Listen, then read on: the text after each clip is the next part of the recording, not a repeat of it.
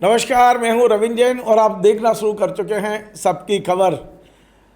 Israel और Iran युद्ध आज 6वें दिन में प्रवेश कर गया है।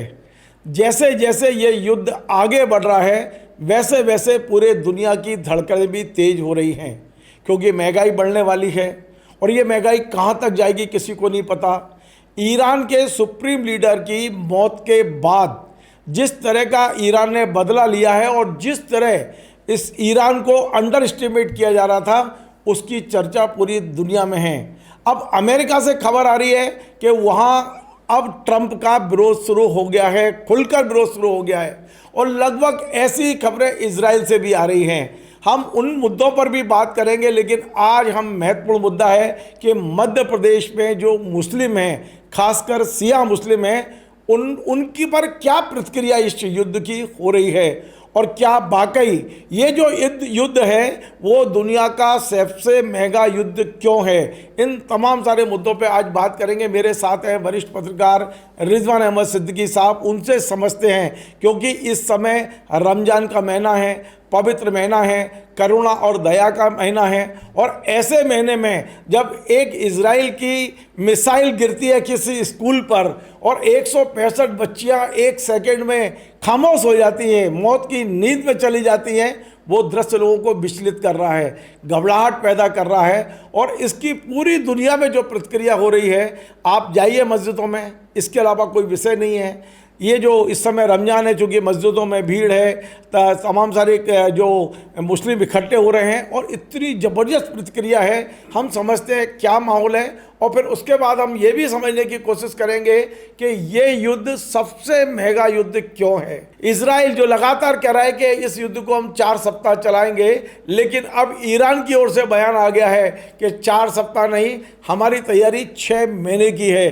यदि युद्ध अगले 15 दिन भी चलता है तो पूरी दुनिया में क्या असर पड़ेगा, बहुत सारी चिंताएं हैं। इन तमाम मुद्दों पे आज हम बात कर रहे हैं। हमारे साथ रिजवान अहमद सिद्दीकी जी हैं और उनसे समझते हैं कि इस समय मुस्लिम क्या सोच रहे हैं, खासकर शिया मुस्लिम क्या सोच रहे हैं। रिजवान भाई, आपका स्वागत है। मेरा पहला सवाल कि मुस्लिम क्या सोच रहे हैं। देखिए, सोच तो हर व्यक्ति रहा है, जिस तरह का युद्ध हो गया है, खासकर भारत के 140 करोड़ लोग, लगभग हर आदमी की प्रतिक्रिया ये है कि भारत को इस समय खामोश नहीं रहना चाहिए था।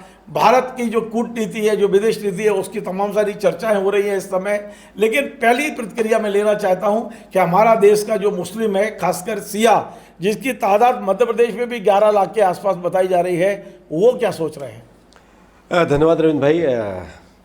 शिया क्या सोचते हैं ये तो बहुत स्पष्ट था, इसलिए कि जाहिर है वो उन्हें रहबर मानते हैं अपना, उनका सबसे बड़ा धर्मगुरु माना गया, धर्मगुरु मानते हैं वो उन्हें। तो शिया उनके प्रति तो आकर्षित हैं, पूरी दुनिया में शियाओं के वो एक तरह से नेता थे, तो शिया तो उनके प्रति आकर्षित हैं। उसमें मातम भी मनाया, सड़कों पर भी उतरे, जगह जगह प्रदर्शन भी किया। लेकिन ये एक ऐसा मौका है रविंद्र भाई, आवाम के तौर पर अगर देखें, क्या मध्य प्रदेश, क्या देश, आवाम के तौर पर आवाम जो है वो अली हुसैनी ख़मेनी के साथ है, सारी की सहानुभूति उससे है, क्या सुन्नी क्या शिया। सुन्नी मुसलमान भी जब चर्चा करते हैं, कल ही एक जगह मैं रोज़ा अफ्तार में एक जगह मैं गया था, वहाँ भी जब लोगों ने चर्चा शुरू की तो वो एक लीडर की तरह, एक शहीद की तरह उनके प्रति लोगों में एक सद्भावना है और इस बात को लेकर नाखुशी भी है। नाखुशी इस बात की भी है कि कायरतापूर्ण ढंग से जिस तरह से सुप्रीम लीडर की हत्या की गई, जिस तरह से बच्चियों पर हमले किए गए, जिस तरह से आबादी को नहीं बख्शा जा रहा, जिस तरह से गज़ा और फ़िलिस्तीन के जो शरणार्थी कैंप है उस पर हमला किया जा रहा है, ये सीधे सीधे नरसंहार है और ये गुंडागर्दी है। इसको इस तरह की, और क्या मुस्लिम, हर वर्ग में, हर तरह के लोगों में इस तरह की प्रतिक्रिया है। और जाहिर है कि अगर हम गल्फ़ कंट्री में भी, हमारे बहुत रिलेटिव्स रहते हैं, रिश्तेदार रहते हैं, हमको उनकी चिंता होती है, उनके हालचाल पूछते हैं। बीच में भी हमने प्रवीण कक्कड़ साहब से बात की थी यहीं से, तो इस बात की हमें चिंता है। हमारे बहुत से लोग वहाँ गए हैं, बहुत से लोग वहाँ रहते हैं, बहुत से लोग वहाँ काम करते हैं। जिससे भी बात करूँ रविंद्र भाई, बहुत आश्चर्यजनक ढंग से वो उस ख़तरे से चिंता तो करते हैं, लेकिन हर जगह यही बात है कि आवाम ख़मेनी के साथ, ईरान के साथ है, हुकूमतें किसी के भी साथ हो। तो जाहिर है, और ये युद्ध अगर बहुत लंबा खिंचा तो पूरी दुनिया को बहुत नुकसान होने वाला है इसका।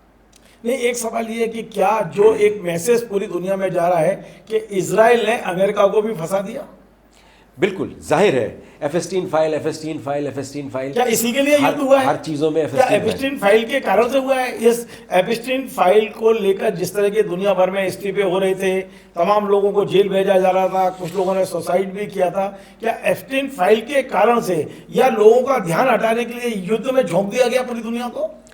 बिल्कुल, ध्यान हटाना भी और कहीं ना कहीं ब्लैकमेल करना भी, दोनों तरह की चीज़ों की चर्चा है। ये तो जो इस तरह के सामरिक महत्वों को बहुत अच्छे से समझते हैं ये तो वो बेहतर बता सकते हैं, लेकिन जो एक जर्नलिस्ट की तरह एक जानकारी हासिल करने की जो हम लोगों में क्यूरियोसिटी है उसकी तरह अगर हम जाएं तो अभी जो नेतन्याहू और डोनाल्ड ट्रंप की जो मीटिंग हुई थी, इससे पहले तो डोनाल्ड ट्रंप की भाषा दूसरी थी, लेकिन फिर अचानक भाषा बदल गई। जो व्यक्ति पूरी दुनिया में ये जाहिर करता है कि वो शांति का नोबेल पुरस्कार पाना चाहता है और वो जगह जगह युद्ध रुकवाता है, भारत पाकिस्तान के युद्ध रुकवाने का भी दावा वो करता है, कई तरह के युद्ध रुकवाने का दावा करता है, यूक्रेन और रूस रशिया के युद्ध की बात भी करता है, वो खुद युद्ध में कूद पड़ा और कूद पड़ने के बाद अब अपने लोगों का ही विरोध झेल रहा है। और जिस तरह से आम आदमी की जिस तरह से नरसंहार किया जा रहा है, एक ऐसा देश, एक जो अपने आप को लोकतंत्र का बहुत महत्वपूर्ण अंग बताता है, एक ऐसा देश जिस तरह से आम आदमियों को निशाना बना रहा है। ईरान के जो आपके सामरिक महत्व की चीज़ें हैं या जो आप सेना के अड्डे हैं या जिन चीज़ों को आप नष्ट करना, युद्ध में जिन चीज़ों को नष्ट करना आवश्यक है, आप एक तो युद्ध थोपा गया है, लेकिन अगर अब युद्ध शुरू हो गया तो जो आवश्यक है वो करने के बजाय आप स्कूलों में, अस्पतालों को टारगेट करते सीधा बम मार रहे हैं। सीधे 165 बच्चियों के डेथ बॉडी देखकर कोई भी इंसान है जो हिल ये गया। इस ज़माने 21वीं सदी में सभ्य समाज इसे स्वीकार तो नहीं कर सकता। लोगों के मत मतांतर हो सकते हैं, बहुत तरह के वो हो सकते हैं, लेकिन पूरे भारत में भी इसकी अच्छी प्रतिक्रिया। अर्जुन में ये बड़ी चर्चा है कि ईरान ने तय किया है कि जब तक वो इजराइल के नेतन्याहू को नहीं निपटा देंगे तब तक युद्ध खत्म नहीं होगा। एक इस तरह की भी चर्चा चल रही है और लगातार आप देख रहे हैं उनके कार्यालय पे भी मिसाइल मारी गई है, लेकिन वो बच गए हैं। आपको लगता है कि अब जो बेंजामिन नेतन्याहू हैं बहुत कम समय बचे हैं उनके पास? बेंजामिन नेतन्याहू अपने लोगों में ही घिरे हुए हैं।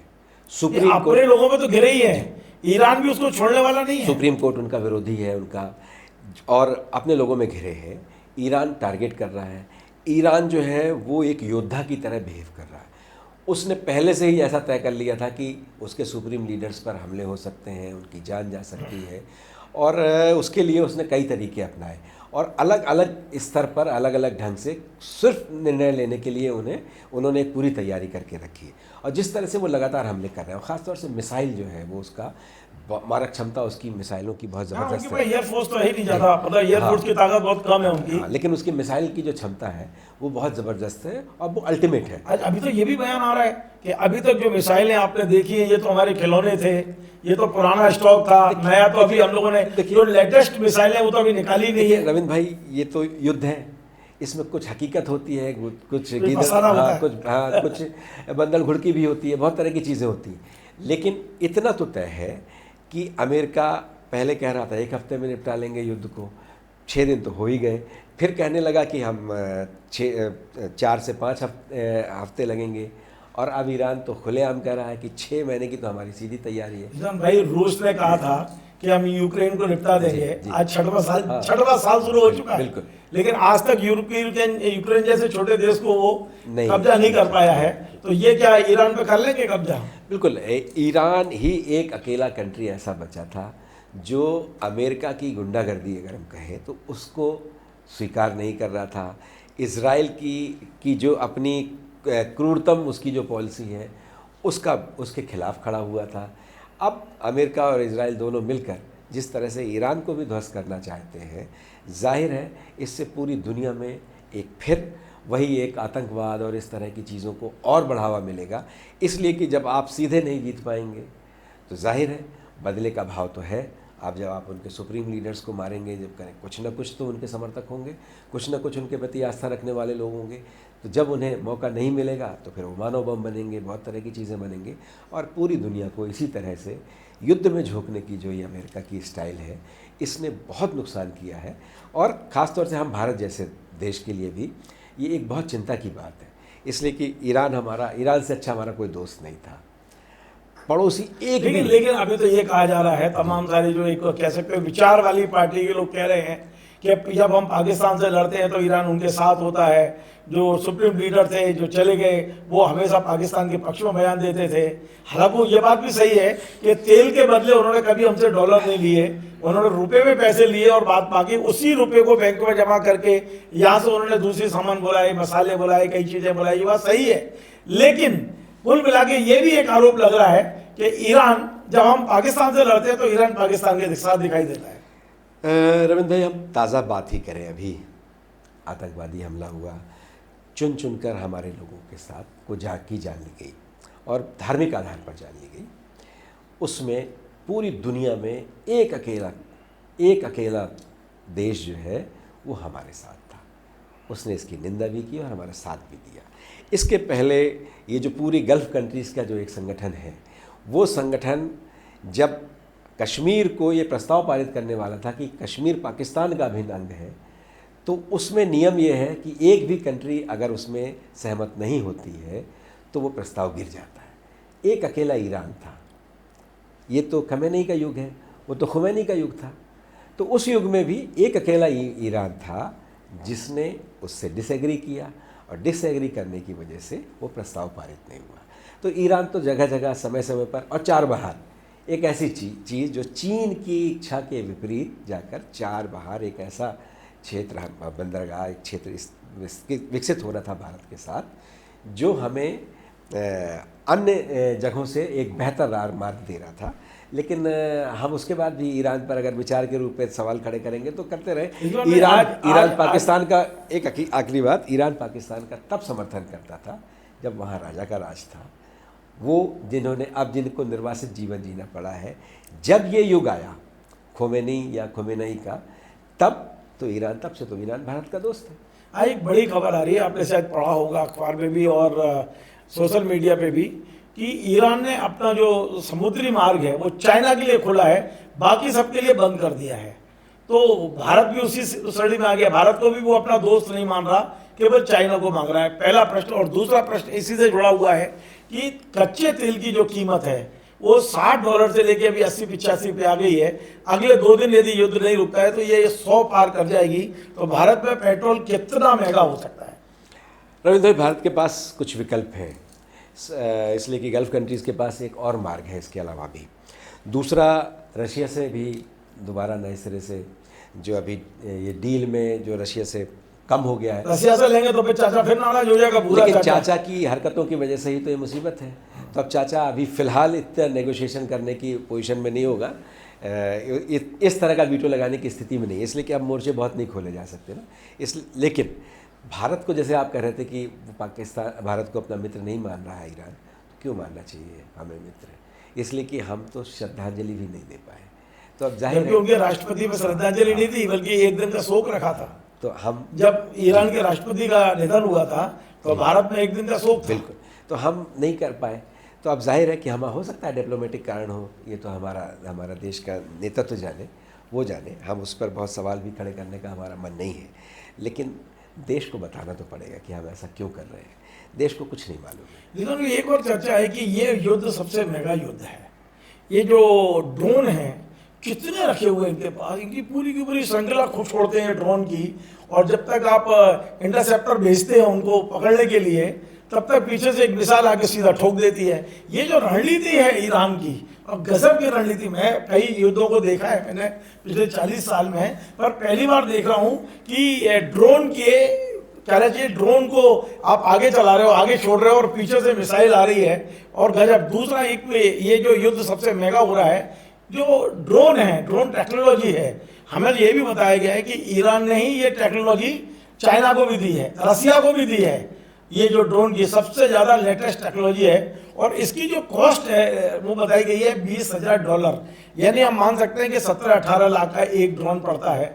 लेकिन इस ड्रोन को इंटरसेप्ट करने के लिए जो मिसाइल भेजते हैं वो 9 करोड़ की है। तो आप सोचिए 19 लाख के ड्रोन को मारने के लिए इसको इजराइल को अपना 10 करोड़ 9 करोड़ रुपए खर्च करने पड़ रहे हैं, और जब ड्रोन इकट्ठे आते हैं तो कितना महंगा पड़ रहा है ये युद्ध। बिल्कुल रविंद्र भाई, ईरान के पास बहुत विकल्प नहीं थे। परमाणु जो उसने विस्तार करने का प्रयास किया उसकी वजह से सारे सैंक्शन लग गए, लेकिन उसने इन परिस्थितियों के बाद, इसलिए कि उसको मालूम था कि उसका आने वाले वक्त में जो टकराव चल रहा है, जो सैंक्शन लगे हुए हैं, वो महाशक्तियों से है, और महाशक्ति कभी भी किसी भी तरह से इसी तरह से धूर्तापूर्व उसके साथ कुछ ना कुछ कर सकते हैं। तो उसने तैयारी की, और ख़ास तौर से ड्रोन या जो मिसाइल्स हैं उसके, इसलिए कि उसके पास और बहुत तरह की चीज़ें तो नहीं थी, लेकिन उसने मिसाइल को के भी अड्डे वो बनाए जहां आप दुनिया भर जमीन के अंदर जो ये लोग, इनका गूगल नहीं पकड़ पाया, इनका कोई वो नहीं पकड़ पाया, तो आप दुनिया भर के बम, सैटेलाइट नहीं पकड़ पा रहा, बम गिराएंगे भी तो भी वहां तक पहुंचेगा नहीं। एक चर्चा और है कि वो अभी जब 2 दिन पहले ईरान में 4.3 स्केल का वो आया था भूकंप, और लोग ये कह रहे हैं कि ये भूकंप नहीं था, ये उन्होंने गोपनीय तरीके से परमाणु विस्फोट किया है। यदि परमाणु ताकत बन गया है तो ये युद्ध किधर जाता दिख रहा है? ये कहा जाता है कि जो ये भूकंप है उसका केंद्र जो है वो ईरान है, लेकिन अमेरिका तक इसका असर हुआ था, और जाहिर है इसके बाद ये चर्चा को बल मिला कि ये परमाणु परीक्षण हो सकता है। तो जाहिर है कि ये जो परमाणु परीक्षण हो सकता है, लेकिन जिस तरह से जो जानकार हैं वो ये भी कहते हैं कि अगर परमाणु परीक्षण होता तो रिएक्टर पैमाने पर 7 पॉइंट के आसपास वो स्केल पर आता ये सब। लेकिन क्या है, किस तरह की तकनीक है, कैसे, ये तो हम उतना नहीं जानते, लेकिन इतना तय है कि इससे पूरी दुनिया में चर्चा है, पूरी दुनिया में इस बात की चर्चा है कि ईरान जो है परमाणु संपन्न देश हो गया है। इस तरह का अनुमान पूरी दुनिया लगा रही है, और जाहिर है जो इस समय जो युद्ध उनसे कर रहे हैं उनके लिए भी चिंता की बात है, इसलिए कि वो जान रहा है कि वो लड़े न लड़े, लेकिन उसके आवाम को तो मारा जा रहा है लगातार। वहाँ आप जो आबादी वाला क्षेत्र है वहाँ बमबारिंग हो रही है, लगातार अटैक हो रहे हैं, वहाँ मिसाइलें छोड़ी जा रही हैं, तो जाहिर है हो सकता है कि आत्मघाती कदम उठा लें। इस बार पहला प्रश्न जो था वो मैं अंतिम प्रश्न के रूप में भी उसी को थोड़ा बदल के पूछना चाहता हूँ। आपको लगता नहीं कि हिंदुस्तान का मुसलमान काफ़ी सहिष्णु है? क्योंकि हमने देखा कि प्रतिक्रिया पाकिस्तान में भी है, हिंदुस्तान में भी है। हिंदुस्तान का मुसलमान अपना विरोध कर रहा है, रो भी रहा है, जुलूस भी निकाल रहा है, लेकिन उसने कभी हिंसा नहीं की। लेकिन हमने पाकिस्तान में देखा कि अमेरिकी दूतावास पर उन्होंने हमला बोल दिया, आग लगा दी। तो आपको लगता है कितना अंतर है हिंदुस्तान के और पाकिस्तान के मुस्लिम में प्रतिक्रिया देने में? क्या ये अंतिम सवाल मेरा आपसे? मेरा पहला जवाब भी यही था रविंद्र भाई, कि मुल्क किसी के भी साथ हो, कि सरकारें, हुकूमतें किसी के भी साथ हो सकती हैं, आवाम जो है वो अमेरिका और इजराइल के खिलाफ है।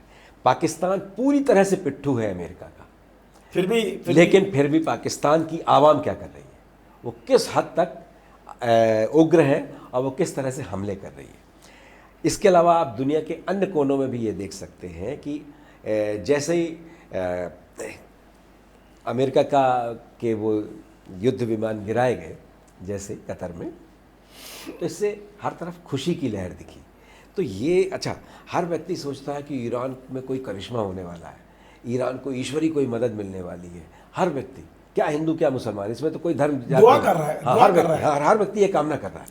तो दूसरा ये कि भारत का मुसलमान अपने मुल्क के साथ भी रहना चाहता है और दुनिया में हो रहे इस तरह के अत्याचार के खिलाफ भी बोलना चाहता है, इसलिए वो समय समय पर ऐसा करता है, लेकिन ज़्यादातर वो हिंसक नहीं होता इस तरह से। कश्मीर में कुछ हद तक उग्र आंदोलन हुए, लेकिन वो भी उस स्तर तक नहीं, हिंसा पे नहीं गया, वो भी उस तक नहीं, प्रशासन से, स्थानीय से कुछ टकराव हुआ। लखनऊ में भी निकले, लेकिन इसमें ज़्यादातर शिया समुदाय के लोग निकल रहे हैं, इसमें ज़्यादातर शिया समुदाय के, लेकिन आवाम सब एक साथ है। चलिए, बहुत बहुत धन्यवाद। तो आज अपने रिजवान अहमद सिद्दीकी साहब से एक नए और अनूठे विषय पर बात की है, लेकिन मैं अपने तमाम दर्शकों को एक ऐसी जानकारी देता हूं, हो सकता है वो जानकारी आप तक पहुंची हो, नहीं पहुंची है तो आप सुन लीजिए। एक बहुत बड़ी जानकारी है और वो जानकारी ये है कि मिडिल ईस्ट में जो 8-10 देश हैं मिडिल ईस्ट के, वहाँ पर अमेरिका ने अपना सबसे बड़ा बेस बनाया था कतर में, और उन्होंने वहाँ पर एक ऐसा राडार लगाया था कि किसी भी देश के लिए यदि कोई दूसरा देश यदि मिसाइल छोड़ता है तो उसे जल्दी से पकड़ लेना और उसे हवा में मार देना। ये इतना आधुनिक राडार लगाया गया था जिसकी कीमत 9,000 करोड़ रुपए थी। उसे ईरान की मिसाइलों ने ध्वस्त कर दिया है, इस वक्त बिल्कुल ध्वस्त कर दिया है। और यही कारण है कि कई देशों में ईरान की मिसाइलें गिर रही हैं, उनको रोक नहीं पा रहे हैं। एक बड़ा नुकसान हुआ है और इस राडार के ख़त्म होने से या क्षतिग्रस्त होने से आगे आने वाले समय में ये देश कितने असुरक्षित हुए हैं उसका अंदाज आप लगा सकते हैं। हमने तमाम सारे विषयों पर बात की, लेकिन इतना तय है कि यदि युद्ध और 10 दिन आगे बढ़ता है तो हम सबको भारी महंगाई के लिए मानसिक रूप से तैयार रहना चाहिए। नमस्कार। Join the next be the best, Bundelkhand का सबसे विशाल और आधुनिक विश्वविद्यालय ज्ञानवीर यूनिवर्सिटी। ये सिर्फ एक यूनिवर्सिटी नहीं, ये है आपके सपनों का लॉन्च पैड। यहाँ मिले आपको smart classrooms, modern campus, updated labs और एक्सपीरियंस्ड फैकल्टी। हर स्टूडेंट को मिलता है कॉन्फिडेंस, ग्रोथ और एक ब्राइट करियर का प्रॉमिस। नए सेशन के लिए एडमिशन ओपन है, तो इंतजार कैसा? आज ही कांटेक्ट कीजिए।